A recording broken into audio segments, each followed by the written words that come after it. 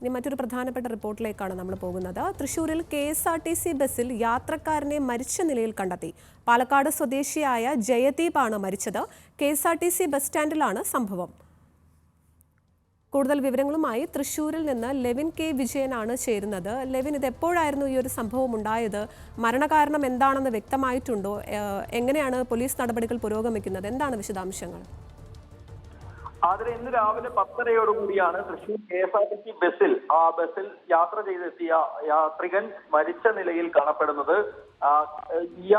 യാത്രക്കാർ മുഴുവൻ ഇറങ്ങിയതിനു ശേഷവും ബസ്സിൽ നിന്ന് ഇയാൾ ഇറങ്ങാത്തതിനെ തുടർന്ന് ആളുകൾ KSRTC ജീവനക്കാരടക്കം എത്തി പരിശോധിച്ചപ്പോഴാണ് ഇദ്ദേഹത്തിന് പൾസ് ഇല്ല എന്ന് മനസ്സിലാക്കുന്നത്. ഉടൻ തന്നെ KSRTC ജീവനക്കാർ ഇടപെട്ടുകൊണ്ട് ഇദ്ദേഹത്തെ തൃശ്ശൂരിലെ ജില്ലാ ആശുപത്രിയിലേക്ക് എത്തിക്കുകയായിരുന്നു.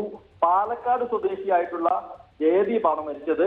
ഇദ്ദേഹം പാലക്കാട് NSS എഞ്ചിനീയറിംഗ് കോളേജിലെ അധ്യാപകനാണ് എന്നുള്ളതാണ് വിവരം.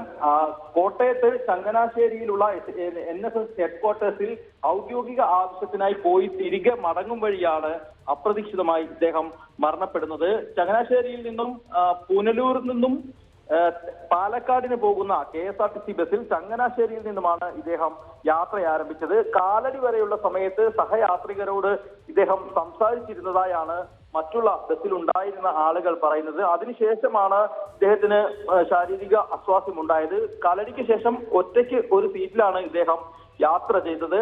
എന്താണ് സംഭവിച്ചത് എന്നുള്ളത് കാര്യത്തിലടക്കം ഇനിയും പരിശോധനകൾ ആവശ്യമാണ്. KSRTC ജീവനക്കാർ ചേർന്ന് തൃശ്ശൂരിൽ ഇദ്ദേഹം അവശനിലയിൽ കണ്ടെത്തിയതോടുകൂടി ഇദ്ദേഹത്തെ തൃശ്ശൂർ ജില്ലാ ആശുപത്രിയിലേക്ക് എത്തിച്ചു. അവിടെ നടത്തിയ പരിശോധനയിലാണ് മരണം സംഭവിച്ചതായി സ്ഥിരീകരിച്ചത്. പിന്നീട് പാലക്കാട് തന്നെയുള്ള ഇദ്ദേഹത്തിന്റെ ബന്ധുക്കളെ KSRTC ജീവനക്കാർ തന്നെ വിവരം അറിയിച്ചു. അതിന്റെ അടിസ്ഥാനത്തിൽ പാലക്കാട് നിന്നുള്ള ബന്ധുക്കൾ ഇപ്പോൾ തൃശ്ശൂരിൽ എത്തിയിട്ടുണ്ട്.